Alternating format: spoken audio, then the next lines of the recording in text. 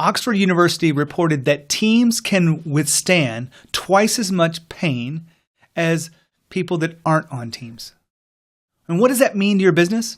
Well, if you are a leader and you're trying to do something that's never been done, you're pushing a team, you're challenging them to grow, you're challenging them to serve the clients, you're challenging them to enter new markets, to sell more, to market more effectively, then you want them to be able to endure pain. So you probably think about how to create high-performing teams in your leadership inside your culture all the time. Hi, my name is Gene Hammett. I work with fast growth companies. I almost said hyper-growth for a second there, but I work with companies that are growing in the top 1%. Those companies are, creating leadership and culture that makes fast growth possible. And I study these from all over the place. Today, I bring to you some of the research done from Cisco Systems. I sat down with the Chief People Officer, Francine Katsoudas. Hopefully I got that right. But I sat down with her to talk about what makes a high-performing team.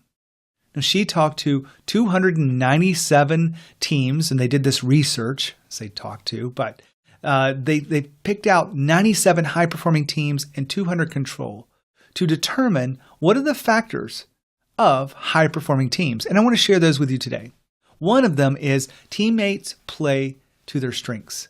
You want to put people on the team, not that are just available, but they're truly at their strengths. And the skills required and the talent required, they're playing at their highest level. They're not trying to learn these new things. Now, that may seem obvious to you, but what happens most of the time is we look to see who is free.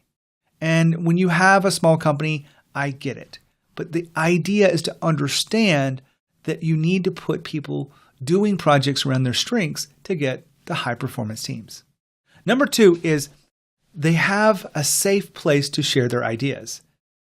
Again, that may seem obvious, but what happens all too often is you have someone that might be an extrovert like me. They're very gregarious and they're talking and they're willing to have a point of view and share that with the world. Well, others may not have that same level of confidence. And if they don't feel safe to share their ideas, then you're not going to have the best ideas coming forward, because the loudest person and the most outgoing may not be the one with the best ideas. Think about it for a second.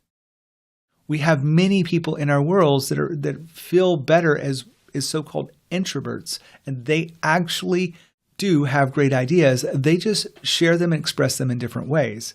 And we need to be able to tune into that as leaders. If you want a high-performing team, you want to make sure that you have teams that are willing to share their ideas safely. And that means healthy conflict is encouraged so that people don't feel like they're being judged by these ideas that come up. All right, number 3 is teammates are aligned on their values. Now, we know the importance of aligning values within a company, but how about within a team? They've got to agree on what the end goal is. They've got to agree on what the problems that you're addressing. If they don't agree on some of the foundational elements, you're going to have a tough time for that team to play well together. It's more than just smart people in a room trying to figure out problems, because if you want high-performing teams, you want to make sure that you have these 3 things present as often as possible, and you want to encourage them as leaders. So I bring to you this little bit of research. I wrote about it in Inc. magazine. You can find it if you want to just respond to this. I'll give you the link, or we'll put a link inside the post as well. But I want to make sure that you understood what it took to develop high-performing teams. So my name is Gene Hammett. I help leaders understand how to harness fast growth and how to really create leadership and culture that takes a sense of ownership.